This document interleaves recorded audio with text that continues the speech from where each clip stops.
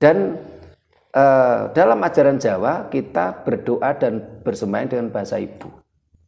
Sehingga berkali-kali saya sampaikan, saya memberi contoh itu dengan cara saya. Saya sebagai orang Solo, ya tentunya dengan bahasa Jawa khas Solo.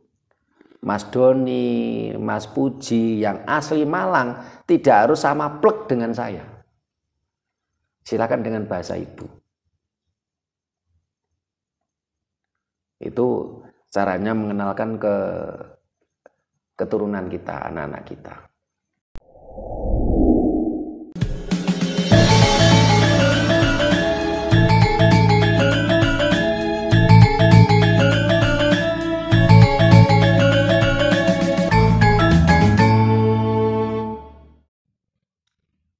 Rahayu. Para pemirsa Raket Prasojo TV channel yang kami hormati, selamat berjumpa kembali dalam kegiatan Yayasan Raket Prasojo, Lembaga Pengkajian, Pelestarian, dan Pengembangan Budaya Nusantara. Nah, para pemirsa, kita beberapa video seperti waktu di petilasan Eyang Damarwulan, Eyang Maudoro, terus yang baru-baru saja seperti di Candi Telih, ya, di lereng Gunung Arjuno, itu kita sampaikan bagaimana kita melakukan ritual hatur luhur, bagaimana kita mengawali, ya. Jadi hatur luhur itu merupakan awal kita melakukan ritual di tempat leluhur. Kita hatur, kita matur, ya, kepada leluhur kita. Tentunya dengan bahasa-bahasa yang luhur. Sehingga dikatakan hatur luhur. Nah, bagaimana normatifnya? Bagaimana aturannya?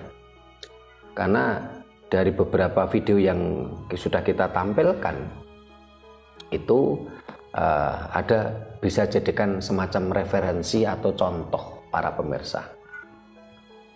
Tapi di sisi lain kita pun juga sering mengatakan bahwasanya di dalam ajaran Jawa berdoa dan bersembayanglah dengan bahasa ibu. Nah, ini akan menjadi bahasan menarik tentunya.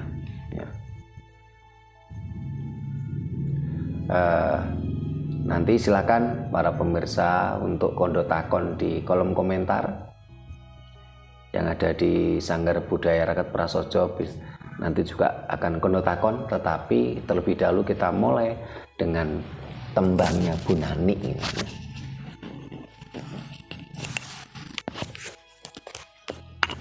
Rahayu. Rahayu. Yen kowe tansah prasetya nadyan adoh papan dununge negi pancen saiki sliramu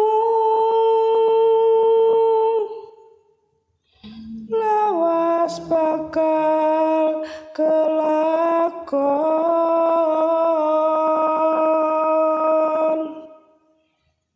Muga-muga aja nganti gawe gelo tinebira ing rubeda sliramu tansah tak anti.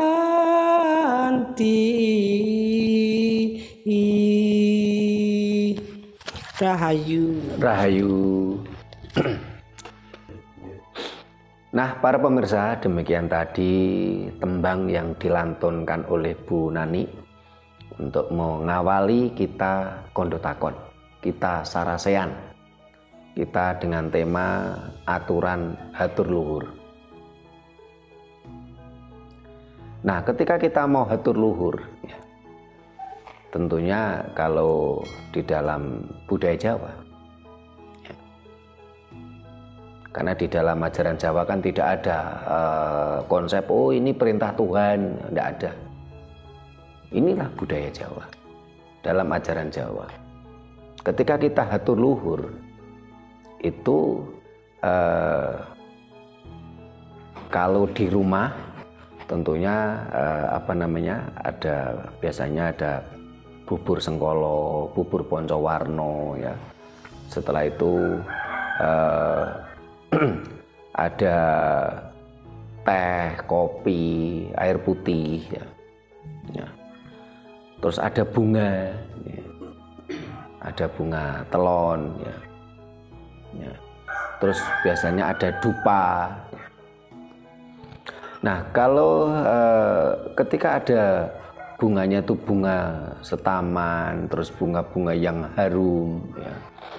Biasanya orang Jawa itu membakar kemenyan yang terutama yang prongkolan dengan dengan prapen. Nah, ketika bicara tentang aturan hatur luhur ya, ini seringkali banyak ditanyakan orang. Itu dupanya yang dupa apa gitu loh. Kalau zaman dahulu ya, bagian juga harus kita akui bahwasanya seperti yang sedang kita bakar ini bukan budaya leluhur kita. Tetapi ini adalah budaya Cina. Ya, ini ada yang mengatakan hiu atau dupa stick. Karena ketika kita bicara dupa, ini sebenarnya hampir semua bangsa memiliki budaya dupa. Kalau leluhur kita dulu itu berbentuk prongkolan atau kadang-kadang berbentuk tabur. Karena yang untuk menjadi dupa ini ada kemenyan, ada gaharu, ada cendana, ada kulitnya manggis, ada kulitnya langsep. Ini bisa jadi dupa. Dikeringkan, ditumbuk halus menjadi tabur di atas prapen. Jadi mulai dulu oleh leluhur kita yang namanya dupa itu memang macam-macam aromanya. Dupa itu belum tentu kemenyan. Tapi kalau kemenyan itu pasti dupa. Karena kemenyan merupakan salah satu aroma dupa. Terus ada bunganya. Nah, kenapa kok kita ini memakai dupa stick? Ya. Kita harus paham namanya budaya itu kan dari kata budi dan daya. Budaya itu bergerak dinamis. Ya. Dengan perkembangan zaman, saat ini cari areng itu sulit. Ya. Terus ini ada budaya Cina yang bisa kita pakai, kenapa tidak gitu. Jadi walaupun budaya entah itu Cina, entah itu Arab, entah itu Eropa yang bisa kita gunakan, ya nggak masalah kita gunakan. Yang penting kita tidak kehilangan jati diri kita. Cina pakai dupa stick, leluhur kita juga pakai dupa yang berbentuk tabur dengan prapen. Kalau saya lihat ini merupakan bentuk menyesuaikan situasi dan kondisi. Di Cina ini kan mengenal 4 musim. Kalau di Cina dengan membakar dupa dengan prapen, barangkali kalau pas musim semi, musim dingin kesulitan. Itulah nampaknya Cina memakai dupa stick. Di sisi lain memang Cina itu kan terkenal dengan negara tirai bambu. Ya. Jadi Cina untuk makan pakai steak juga dari bambu. Nah, kalau di Eropa ya, di Eropa itu penggunaan dupa ini karena di Eropa itu tempat salju, Saya pernah lihat itu mereka dengan konsep cenayang. Cenayang itu kan kayak model batu itu digosok keluar asapnya. Itu juga dupa. Kalau di Arab ya, juga mengenal dupa. Di Arab mirip dengan kita, pakai yang prongkolan atau yang tabur. Selain itu, Jazirah Arab mengenal tentang kemenyan. Ya. Ini mulai zaman Raja Solomon. Mereka mengambil kemenyan itu dari Nusantara, Raja Solomon. Mengambil dupa itu dari Nusantara, Raja Solomon. Raja Solomon itu ada yang mengatakan Raja Solomon, ada yang mengatakan Raja Sulaiman. Ya. Nah, barangkali ada yang tanya lagi, kalau kita ke leluhur sebaiknya membakar dupa apa aromanya? Termasuk sore tadi ada yang telepon namanya Mas Tantra dari Jakarta Selatan kalau nggak salah. Ini anak muda yang sudah tercerahkan. Tanya, kalau kita ke leluhur sebaiknya pakai dupa apa? Kalau ke leluhur, saya sarankan memakai dupa harum. Dupa harum. Dupa harum itu apa saja? Gaharu, cendana, bisa kulit manggis, kulit langsep, ya, mawar, melati. Ya. Kalau zaman dahulu, ya sebelum mengenal dupa stik seperti ini, ya bunga mawar, bunga melati itu dikeringkan. Terus ditumbuk menjadi menjadi dupa tabur. Kalau getah kemenyan, ya, ini ya getah menjadi semacam batu karena getah kalau kering kan memang mengeras. Ya. Tetapi beberapa kelompok tertentu kemenyan itu pun juga ditumbuk menjadi tabur. Ini tergantung dari si pemakai. Ada yang kemenyan itu langsung dibakar, posisi masih wungkul, masih batu. Ada yang coba ditumbuk, ditabur. Ya. Kemenyan itu sendiri getah yang berasal di bawah, ya, dengan di atas karakternya beda. Sehingga getah kemenyan itu ada yang warnanya hitam, ada yang warnanya merah, ada yang warnanya putih. Ya. Ini memberi karakter yang berbeda. Begitu juga dengan gaharu. Ya. Gaharu Jawa dengan gaharu Kalimantan itu berbeda. Gaharu Kalimantan seringkali untuk upacara perang. Warnanya agak hitam. Ini bisa mengundang entitas lain yang berkarakter keras sehingga untuk upacara perang. Kalau untuk leluhur sebenarnya kurang bagus kalau gaharu yang seperti itu.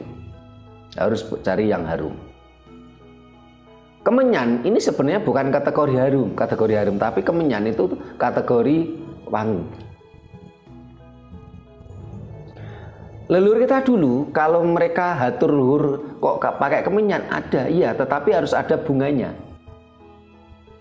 Kalau kita hatur luhur tidak ada bunga, kok cuman memakai kemenyan, ini kurang bagus. Minimal memakai gaharu kemenyan. Jadi ada dupa yang campuran antara gaharu dengan kemenyan. Nah, berbeda dengan di punden atau di petilasan. Ini biasanya lebih cenderung cari yang aroma wangi. Karena di punden itu kan banyak energi-energi lain, banyak entitas lain, ya, yang harus juga kita hormati. Kita bukan menyembah mereka, kita bukan memuja mereka, tetapi bentuk sinergitas gitu. Ini kita bicara dupa. Aturan hatur luhur mulai dari awal dari dupa yang saya sampaikan. Nah, bagi teman-teman yang ingin idealis, seperti zaman dulu ya silakan pakai perapen terus pakai dupa tabur ya silakan. Yang tidak mau pakai stick ya. Karena saudara-saudara kita yang ada di Cilacap ini masih sampai detik ini masih idealis dengan dupa Prongkolan. Waktu kita ke rumahnya Bu Ayu di Adiraja kemarin. Nah ini supaya gayeng ini kondo takon ini. Siapa dulu yang memulai atau Mas Doni dulu karena yang punya ide ini. Nah, ini mic-nya monggo.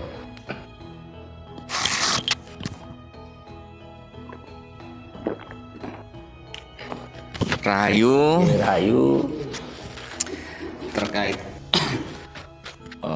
bentuk hatur luhur. Nggih. Bagaimana kita anak cucu orang Jawa yang ada di Nusantara ini, artinya gini, rasanya tidak elok kalau kita itu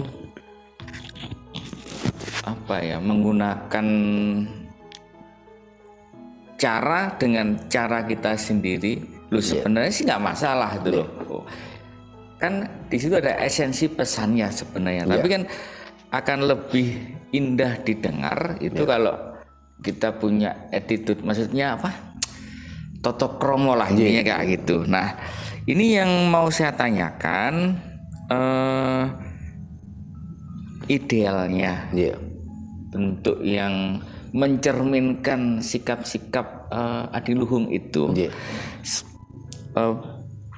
dalam kaitannya terkait ini ya, puja bekti marang leluhur. Kalau misalnya nih mau ada keperluan apa atau pamit lah istilahnya dalam penyebutan hierarki. Misalnya kalau kita mau menempati rumah baru misalnya, kalau dalam kehidupan nyata kan ya kita kulon nuwun dulu lah ke Pak RT, Pak RW dan lain sebagainya. Nah, dalam membangun harmoni sisi-sisi harmoni dengan high entity di dimensi leluhur tadi itu. Nah, bagaimana sih bentuk idealnya kita dalam menyebut beliau-beliau ini? Itu pertanyaan yang pertama. Nah, yang kedua masih terkait dengan entitas leluhur.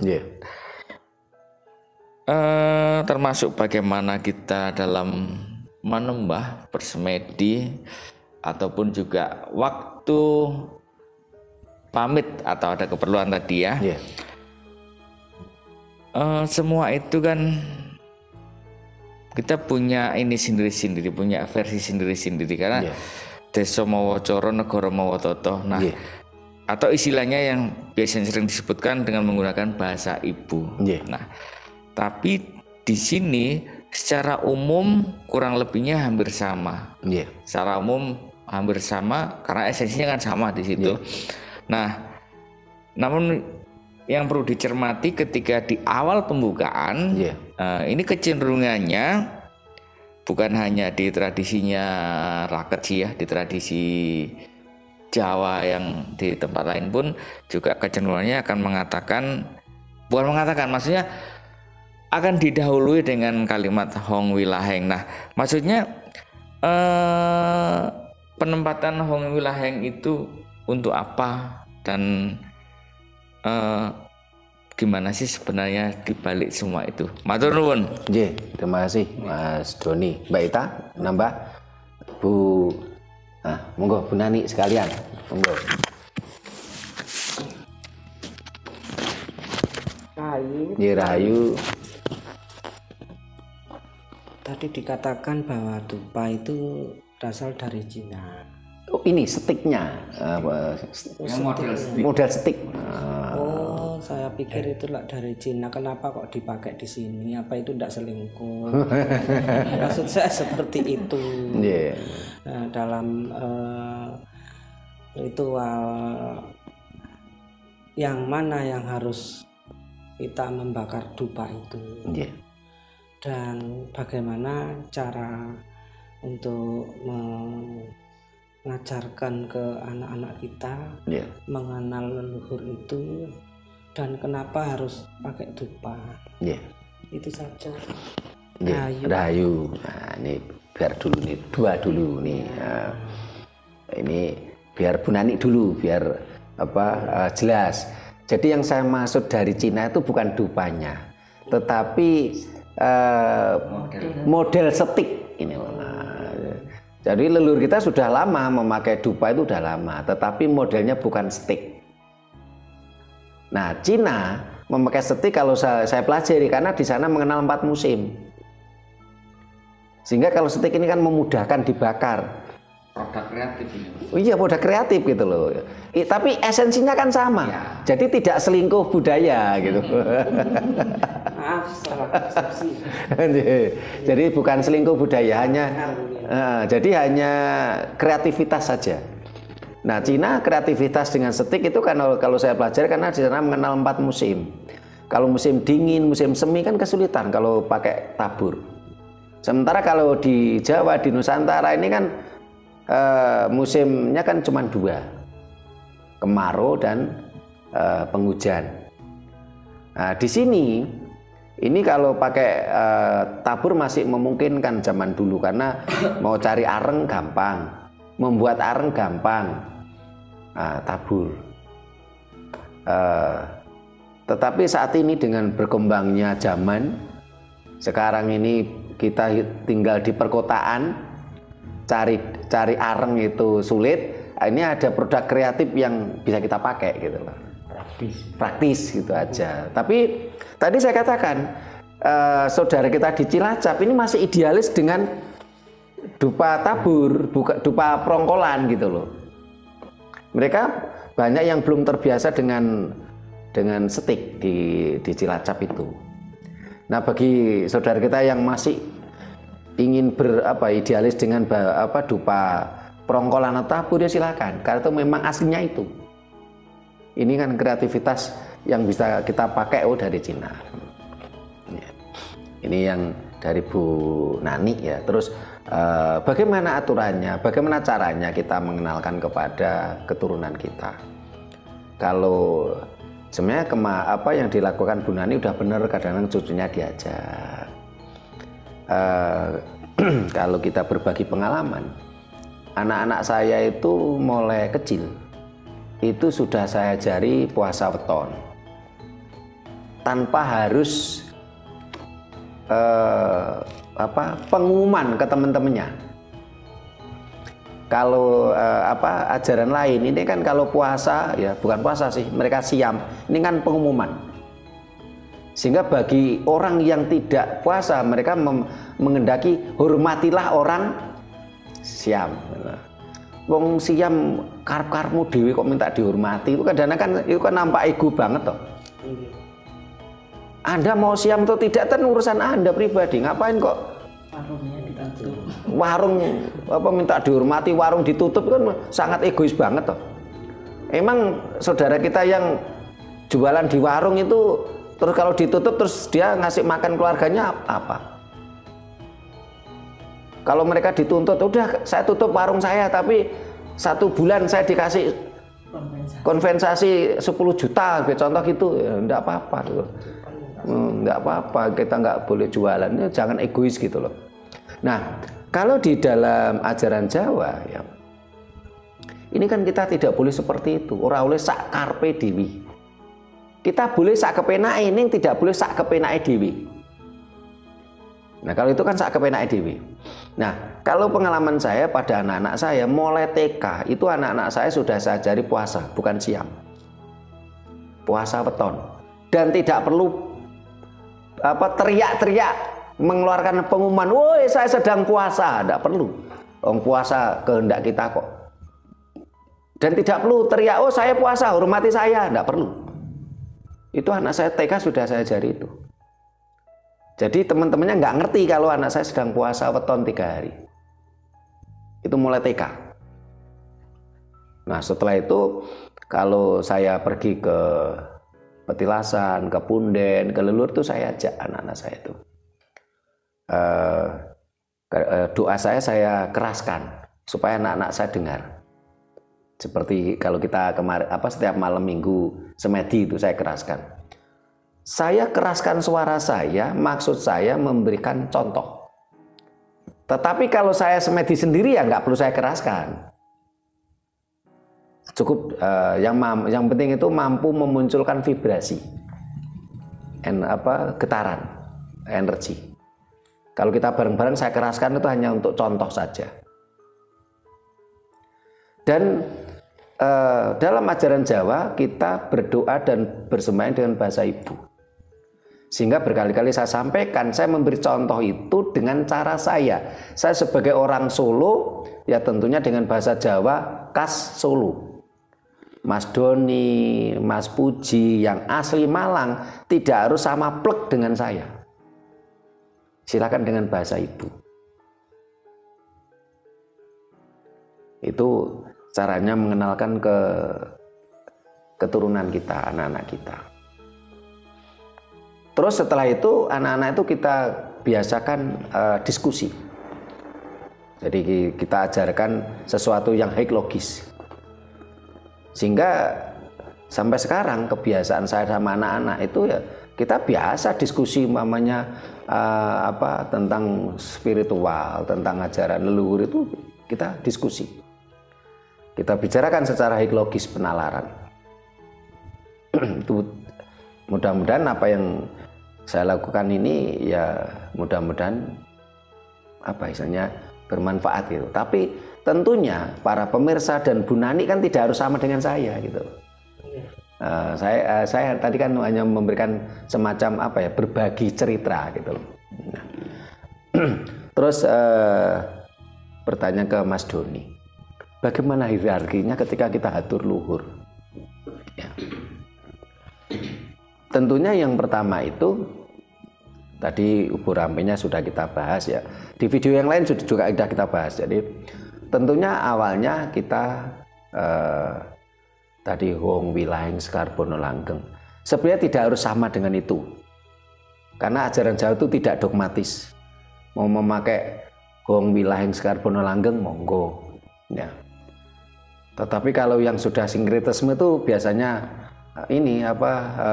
Assalamualaikum salam pakai itu, kadang-kadang itu sudah sinkretisme atau itu bukan ajaran Jawa murni gitu. Ya, saya melihat beberapa orang tua itu ada yang pakai itu. Ya, itu untuk pembukaan. Apa makna Hong Wilahing Sekar Bono Langgeng kok banyak dipakai orang? Nah, ini para pemirsa silakan buka video kita di channel Rakat Prasojo TV yang judulnya Makna Hong Wilahing. Nah, itu kurang lebih 1 jam untuk menjabarkan Hong Wilahing. Nah, ini saya spill sedikit. Hong itu dari aksara Jawa Ho dan Ngo. Artinya apa? Sesuatu yang awalan dan akhirat. Alfa dan Omega. Itu di Injil ada itu Matius 5:1 kalau nggak salah. Ya. Di Al-Quran juga ada awalun wal akhirun. Ya. Jadi Hong itu aksara Jawa yang pertama, yang awal, dan Ngo itu aksara Jawa yang terakhir. Karena Tuhan itu yang awal dan yang akhir. Karena Tuhan itu yang tanpa awalan, tanpa akhiran. Hong, yang awal dan yang akhir. Dan ini merupakan sebutan Tuhan, bukan nama. Jadi Hong itu bukan nama Tuhan, ini sebutan. Karena di dalam ajaran Jawa ini tidak berani memberi nama Tuhan. Hong Wilahing. Ini ada yang mengkaburkan menjadi Ilahing, katanya dari bahasa Arab. Nah, pokoknya sing apik-apik diaku gitu. Yang benar adalah Wilahing. Wilah itu teken. Sehingga dalam sastra Jawa ada yang mengatakan ini wong wuto ya butuh wilah, nggih. Wong kelunyon ya butuh wilah. Karena diakui itu tidak, kita semua itu buta kok. Kita semua buta. Dalam artian apa? Kita tidak tahu apa yang terjadi ke depannya. Jangankan esok hari. Kira-kira 2 atau 3 jam ke depan kita nggak tahu kok. Berarti kan kita buta. Wong kelunyon itu juga butuh wilah. Kelunyon itu apa? Kepleset, tergelincir. Ya. Kita lewat jalan yang licin, ya, kelunyon. Kita butuh wilah, pegangan wilah itu. Sehingga kita orang buta, ya kita sedang buta, butuh wilah, butuh pegangan, butuh petunjuk. Wong kelunyon, kita lewat jalan yang licin, kita butuh wilah, petunjuk, pegangan. Supaya kita tidak tergelincir, supaya kita tidak kepleset. Kepleset omongan, kepleset perilaku, ya, kepleset sikap.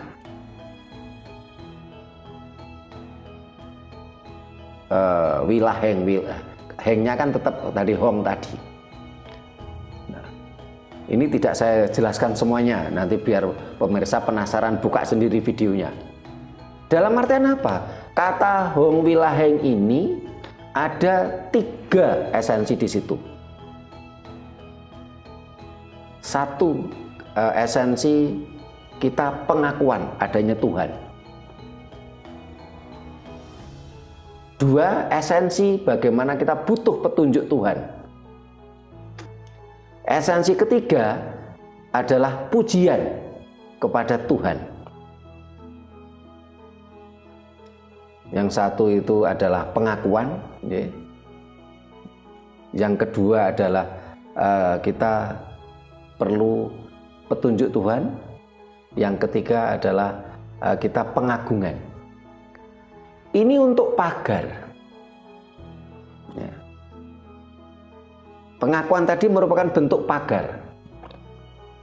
Pagar diri kita dari entitas-entitas lain yang tidak kita kehendaki. Karena kita selalu berpegang teguh pada petunjuk Tuhan. Pilah tadi. Itulah sebabnya banyak orang Jawa itu ketika mereka berdoa, mereka ritual, selalu diawali dengan Hong Wilahing Sekar Bawono Langgeng. Dan pengucapannya ini intinya. Pengucapannya harus mampu memancarkan vibrasi energi. Tapi memang kebetulan kata Hong ini diucapkan kayak apapun memunculkan vibrasi. Coba Mas Doni, Mbak Ita, pemirsa, coba ngomong Hong, sudah muncul vibrasi energi. Hebat toh leluhur kita. Coba sekarang kita tidak perlu sebut merek ya, sekarang dalam hati coba kita menyebut nama Tuhan ajaran Dayo, keluar nggak energi?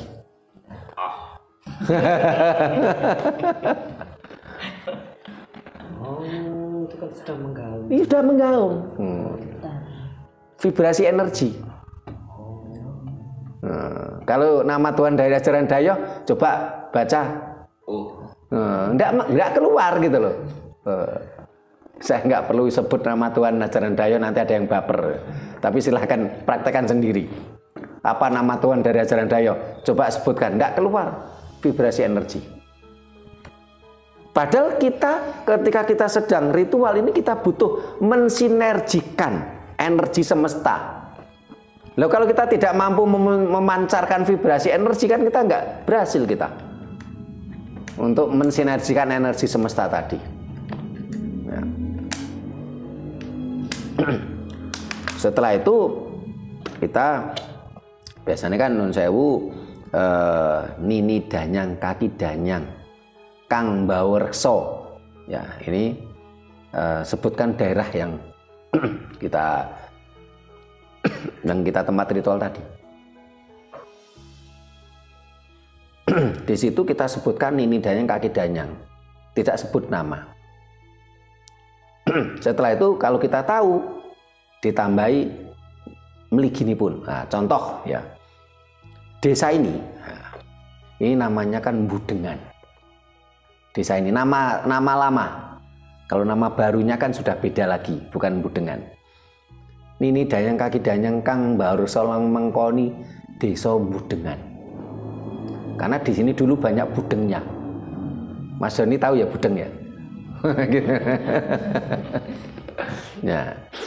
Nah, nini danyang kaki danyang kang baru solang mengkoni desa Budengan rahayu sagung tumati.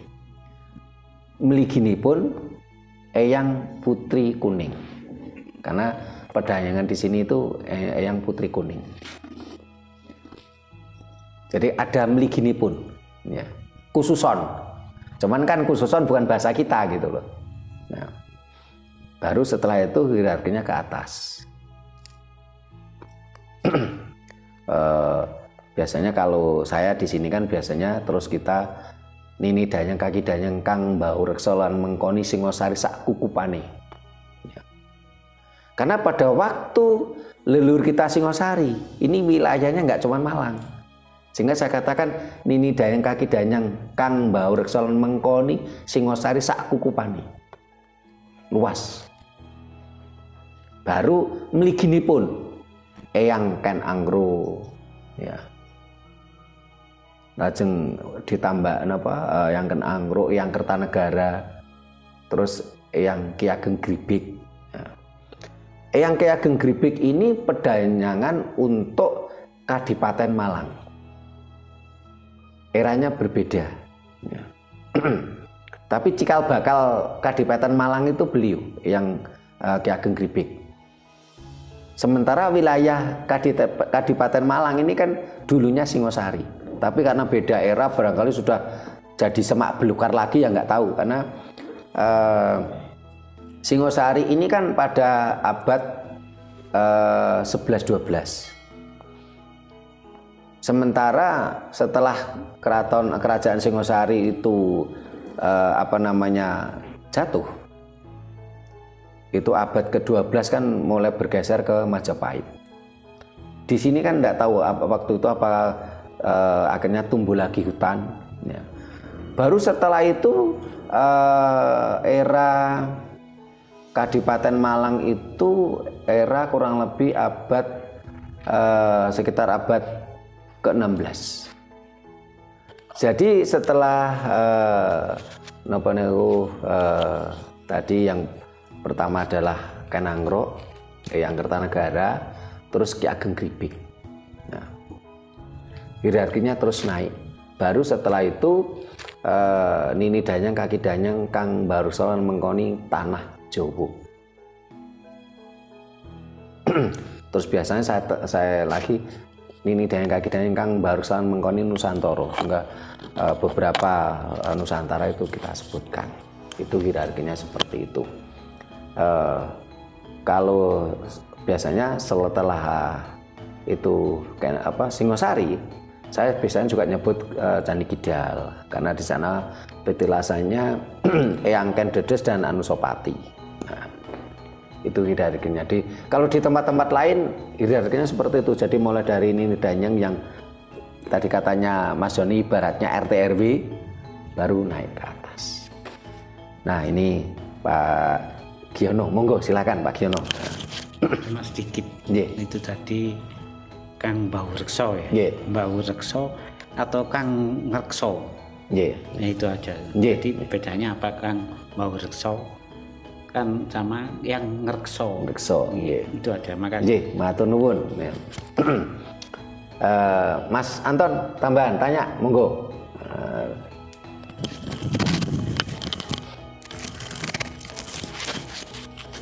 Rahayu loh. Ya, Rahayu. Dalam ritual hatur nuwun, bagaimana dalam hatur nuwun itu leluhur itu menerima ya. Atau tidak menerima, ya. Mengetahuinya gitu. Terima kasih Mas Anton. Jadi ingin tahu leluhur itu menerima atau tidak menerima. Ya, Bu Nani silakan. Nambahkan sedikit. Yeah. Ada kaki danyang ini danyang Terus ada lagi kaki among, nini among. Nggih. Kalau kaki among, nini among ini menurut pengertian saya itu yang ngomong kita gitu. Tapi kalau kaki dajeng itu siapa? Apanya kita? Apa itu termasuk leluhur kita? Terima kasih. Matur nuwun Bu Nani ya. Dari Pak Giono. Yang ngrekso dan yang bau rekso. Nah, yang ngrekso itu lebih cenderung lebih kecil, Pak. Bau rekso, bau itu kan. Ya, jadi bau itu kan sesuatu yang pokok. Nah, jadi kalau yang ngrekso dan yang bau rekso itu lebih besar yang bau rekso. Ya. Tetapi harus kita ketahui juga bahwasanya entitas sana ini memiliki lawan atau keterbalikan dengan kondisi kita. Sehingga kalau di sana siang, kita malam. Sehingga kalau entitas itu energinya besar, ini malah cenderung soft, lembut. Tapi kalau entitas tadi itu energinya kecil, ini malah membuat kita merinding, siak-siak gitu. Karena itu energinya kecil. Ya. Yang padat kasar. Iya, padat dan kasar itu energinya kecil. Tapi kalau energinya itu padat, itu kan cenderung lembut ya. Karena besar lah, energinya besar itu cenderung lembut. Ya. Kalau yang energinya kecil itu cenderung merinding ya, siak-siak. Ya. Itu kan kelihatan energi itu seperti berkontraksinya seperti besar, padahal itu malah entitasnya kecil, energi kecil katanya. Terus bagaimana doa kita itu diterima atau tidak oleh leluhur. Jadi ini juga kita ingin menjawab pertanyaannya pemirsa. Loh, katanya ajaran Jawa itu nenuwun, bukan nyenyuwun. Kenapa kok Anda berdoa katanya? Loh, nyenyuwun dan nenuwun ini memang perilaku ketika kita berdoa. Orang nyenyuwun ya berdoa, orang nenuwun juga berdoa. Tetapi bedanya kalau nyenyuwun itu minta-minta, ya. Kalau nenuwun itu tidak minta-minta. Kenapa? Karena jawab Tuhan itu tan kena kinaya ngopo. Tuhan itu tunggal. Tuhan itu adoh tanpa wangenan celak tanpa singgolan. Kalau nyenyuwun minta itu kan ada subjek, ada objek, ada jarak. Kalau nenuwun itu tidak ada jarak karena kita tunggal, manunggal. Karena Tuhan itu jauh tidak berjarak, dekat pun tidak bersentuhan. Itulah nenuwun. Kalau nyenyuwun itu ada jarak, subjek dan objek. Kalau nenuwun itu tidak ada jarak. Karena memang dalam konsep ajaran Jawa, Gusti iku adoh tanpa wangenan, celak tanpa singgolan. Jauh tidak berjarak, dekat pun tidak bersentuhan. Itu nenuwun. Nah, bagaimana kita ingin tahu apakah doa kita diterima atau tidak? Ya. Ini bukan soal doa itu diterima atau tidak sebenarnya, tetapi bagaimana kita mampu bersinergi antara energi kita dengan Sang Maha Energi. Kita harus mampu bersinergi tadi, karena kita nenuwun. Jadi kita bersinergi antara energi kita, sang daya hidup kita dengan Sang Maha Hidup. Bagaimana kita bersinergi antara energi kita dengan energi leluhur kita? Kalau kita nanti mampu berkomunikasi, mampu kita bersinergi antar energi, itu tanda-tandanya biasanya satu, kita terasa damai, terasa nyaman. Tetapi kalau terjadi kontraksi, ini menjadikan kita seperti merinding, siak-siak, ya, ada rasa tidak nyaman, ada rasa takut. Itu terjadi kontraksi berarti. Tetapi kalau kita bersinergi kan cenderung terasanya itu damai, nyaman, tenang ya. Ini kita berarti mampu bersinergi. Karena memang yang bisa berkomunikasi dengan Tuhan atau Sang Maha Hidup kita hanya daya hidup kita. Antar energi, dan energi itu kekal. Begitu juga dengan leluhur-leluhur kita. Kalau raganya leluhur kita tentunya sudah tidak ada, apalagi leluhur kita rata-rata moksa semua. Tidak ada kuburan, sehingga kalau ada nama leluhur kok ada kuburannya, jelas itu kuburan palsu. Karena kuburan itu bukan ajaran kita, bukan ajaran Jawa kuburan itu. Kuburan itu merupakan ajaran Dayo. Kata kuburan, kubur itu sendiri bahasa Arab. Jadi awalnya saya sempat nggak tahu kalau ternyata kata kuburan itu bahasa Arab ternyata. Karena itulah ajaran Dayo mengajarkan apa? Ahlul kubur, penghuni kuburan. Ajaran Jawa tidak ada kuburan, moksa. Dan nantinya bagaimana? Karena raga itu moksa, diurai raganya tentunya energi, entitas lain.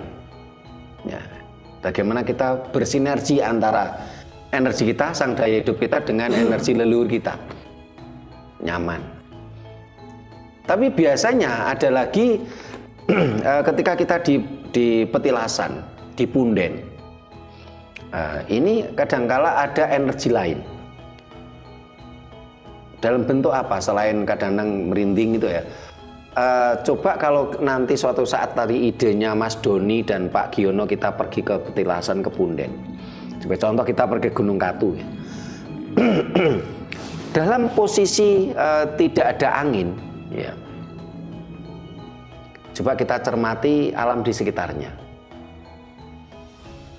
Kadangkala akan muncul satu pohon ya, goyang-goyang. Padahal posisinya hasilnya tenang. Nah, ini berkali-kali ketika saya ritual bareng-bareng, termasuk saya pernah ke pesarean-pesarean itu. Waktu kita semedi, ya. Padahal terakhir saya semedi waktu itu saya ke pesareannya ini. Pak Kasimun dan Pak Parno Jambuer. Waktu itu saya didampingi menantunya Pak Kasimun, ya, adiknya Mas Waji, anggota kita juga. Waktu itu siang hari, panas banget.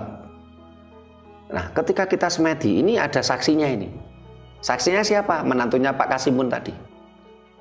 Nah, ketika kita semedi dengan Mas Mas Sumar namanya. Siang hari terik panas banget. Tahu-tahu itu ada angin semilir, sejuk banget. Berarti apa? Kita mampu bersinergi dengan energi leluhur di situ.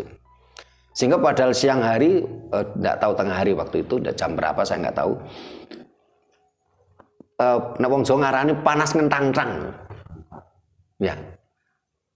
Itu ada angin semilir, sejuk gitu. Kita nggak kepanasan gitu. Ini salah satu bukti kalau kita sudah bersinergi. Sehingga kita semedi itu enak, nyaman gitu loh. Nah, coba nanti kapan-kapan kita praktekkan gitu loh. Ini pengalaman pagi tadi. Yeah. Saya bertengkar sama ini. Tiba-tiba datang. Itu buktinya kalau kita bersinergi. Kalau nggak salah waktu kita ke Watu Gandul kemarin kan juga begitu. Muncul angin semilir gitu. Terus terasa nyaman sampai kita tahu mau bangun aja kayak enggan kayak kemarin tuh. Itu kemarin nggak beranjak kita dari Watu Gandul gitu kemarin itu. Karena merasa nyaman. Anak saya waktu yang di Sendang Jodoh itu Kali sumber jodoh itu Romo. Ya kayak nggak pengen berhenti mandi rasanya. Suker gitu loh. Terus enak ya.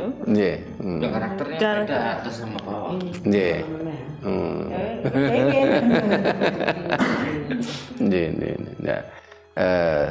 Mas Anton sudah, terus Bu Nani tadi apa pertanyaan kedua tadi? Oh, apa bedanya Nini Danyang kaki Danyang sama Nyai Among kaki Among? Kalau Nyai Among kaki Among kan yang memang yang ngomong kita katanya tadi. Kalau Danyang itu dari kata sedahyang. Ini di video kita sudah kita jelaskan juga, sudah ada ini tentang pedanyangan. Siapa sebenarnya pedanyangan tadi? Jadi danyang itu dari kata sedahyang. Sedah ya sedah. Sedah, segah, suguh, saji itu kan artinya sama. Sedah, segah, suguh ini kan sama. Yang ini adalah manifestasi Tuhan. Jadi namanya tempat pedanyangan dulu adalah merupakan tempat sedahyang. Biasanya orang yang bedah kerawang atau babat alas ini biasanya akan karena dia itu terbiasa tirakat, dia mampu mendeteksi di mana dia tadi bedah kerawang tadi, di mana yang ada energinya kuat. Entah itu dekat mata air, entah itu kadang-kala ada pohon besar, ya energinya kuat, energi alam di situ. Akhirnya orang yang bedah kerawang tadi melakukan sedahyang di situ, melakukan sedahyang, sembahyang di situ. Nah, ketika sang bedah kerawang tadi itu biasanya meninggal, ini biasanya abunya pada waktu itu kan misalnya moksa ya, diureh secara dibantu oleh yang hidup, itu ditaruh di situ. Sehingga akhirnya tempat sedahyang menjadi dahyang, sedahyang menjadi dahyang, lama-lama jadi danyang. Nah, itu merupakan tempat. Nah, biasanya orang yang bedah kerawang juga ditempatkan di situ, menjadi leluhur desa tadi. Jadi sedahyang, dahyang, danyang. Nih, ada lagi yang ditanyakan, Mas Pri, ada yang mau ditambah? Ya.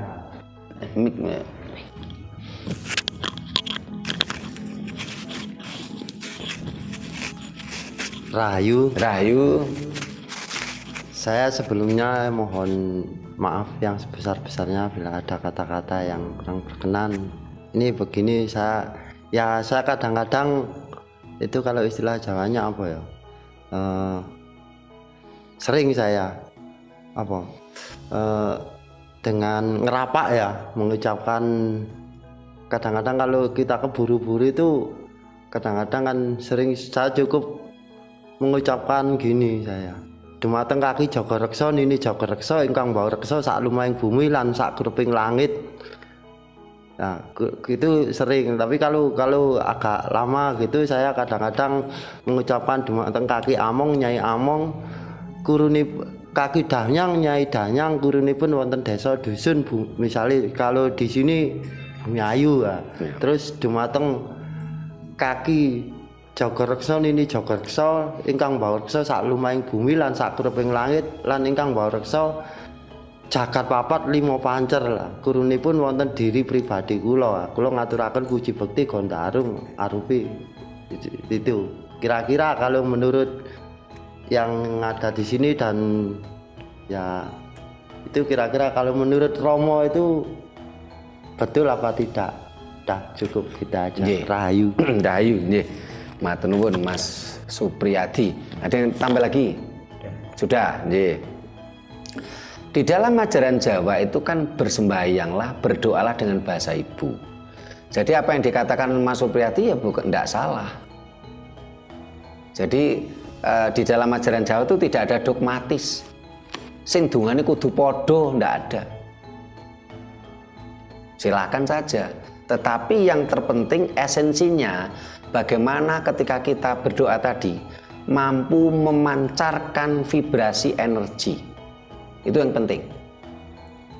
Kalau bahasanya silakan pakai bahasa ibu. Jadi di dalam ajaran Jawa nggak ada dogmatis. Oh kalau kamu berdoa harus pakai bahasa Jawa, gitu nggak ada. Kalau orang Inggris belajar bahasa Jawa bisa. Tapi bagaimana yang tunarungu? Bagaimana yang tunawicara?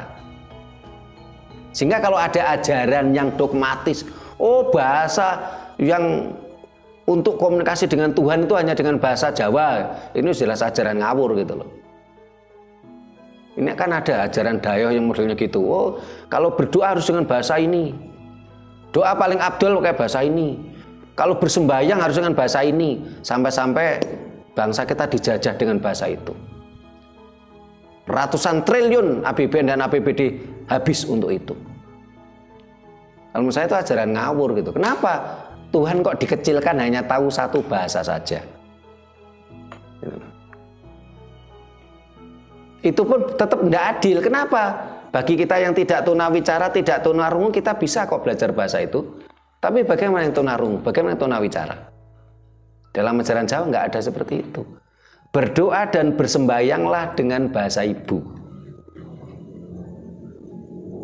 Sehingga walaupun orang tunarungu dan tunawicara pun punya hak untuk berdoa kepada Tuhan. Nah, ketika kita bicara tadi tentang dupa, ini saya kasih contoh, tapi tidak harus sama dengan saya. Silakan dengan bahasa ibu masing-masing seperti Mas Supri tadi. Harus ada kita bedakan bagaimana kepada leluhur dan bagaimana kita kepada Tuhan. Ini biasanya yang ikut semedi tiap malam minggu kan Madi pernah dengar kan sering. Jadi kulo segah gondo arum pengen mujudaken raos panuwunan pakurmatan kulo dumateng para leluhur. Berbeda dengan kalimat kedua. Kulo segah gondo arum pengen mujudaken raos pangebekti lan panembah kulo dumateng Gusti yang sukma kawekas. Bahasanya berbeda antara yang pertama dan yang kedua. Antara ke leluhur dengan ke Tuhan. Nah. Jadi kalau kepada Tuhan kan tetap manembah, bukan menyembah gitu. Manembah. Nih, cukup. Nah, para pemirsa yang saya hormati, demikian tadi tentang aturan hatur luhur. Mudah-mudahan kita semua dan para pemirsa, kita jangan sampai selingkuh leluhur. Jangan sampai kita selingkuh budaya. Kita ada di dunia ini karena leluhur kita. Mari kita hormati. Mari kita berbakti kepada leluhur kita. Janganlah kita meninggalkan leluhur kita, malah kita memuja-muja leluhurnya bangsa lain. Entah itu bangsa Arab, bangsa Cina, ataupun bangsa Eropa. Karena leluhur mereka tidak ada hubungannya dengan hidup kita. Tanpa leluhurnya orang Cina, tanpa leluhurnya orang Arab, kita tetap ada di dunia ini. Kalau yang ada yang berargumentasi, mereka kan yang membawa kita sinar terang tentang agama. Loh, kita ini tidak beragama tetap bisa hidup kok. Manusia nggak butuh agama kok. Malah agama tanpa manusia malah musnah gitu. Jangan kita berpikir terbalik gitu. Oh, karena leluhur mereka itulah kita yang memberikan kita sinar terang tentang Tuhan, tentang agama. Tanpa agama, tanpa leluhur mereka kita tetap ada di dunia ini. Tetapi kalau tanpa leluhur kita nggak ada di dunia ini. Karena itulah kita harus tetap ingat leluhur, kita berbakti pada leluhur, kita hatur luhur kepada leluhur. Mudah-mudahan kita tidak menjadi keturunan yang durhaka. Bila mana ada kata-kata kami yang kurang berkenan, saya mohon maaf. Ya. Mudah-mudahan mampu memberikan pencerahan pada kita semua. Bila mana ada tata krama kami yang kurang memadai, mohon dimaklumi. Terima kasih. Sampai jumpa di kegiatan kita lainnya. Rahayu.